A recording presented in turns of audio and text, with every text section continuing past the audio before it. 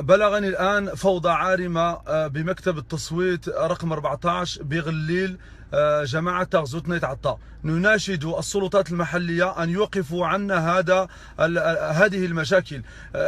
كي يصوتوا الناس اللي ما حاضرينش، اللي ما كاينينش. الرئيس ديال المكتب ما كيديرش الصبغه في الصبع، وكيقول النائب ديالنا ندير اللي بغيت وعندي الحق ندير اللي بغيت. المهم جاتنا المكالمات من تما من النائب ديالنا، وجاتنا المكالمات من المواطنين ان فوضى عارمه ولا يمكن نصبروا على هذا الشيء هذا، لان هاد الناس هادو راه ما كيحشموش، وهاد الناس هادو راه بغاو يعني يديوها صحه، وحنا كنتحداوهم وكنتحداو ان هاد المشكل هذا خصو يكون له الحد.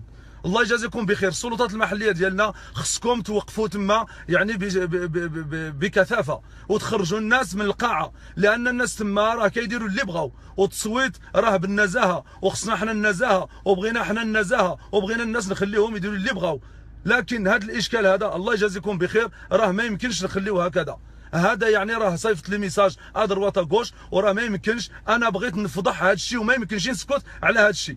الله يجازيكم بخير. السلطات المحليه وقفوا علينا هذا المشكل اللي في غليل، صندوق 14 تغزو تنيت عطا باقليميتين غير.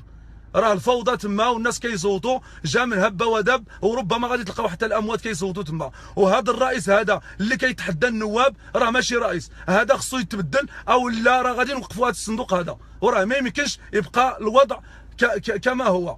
الله يجازيكم بخير، والسلام عليكم ورحمه الله وبركاته.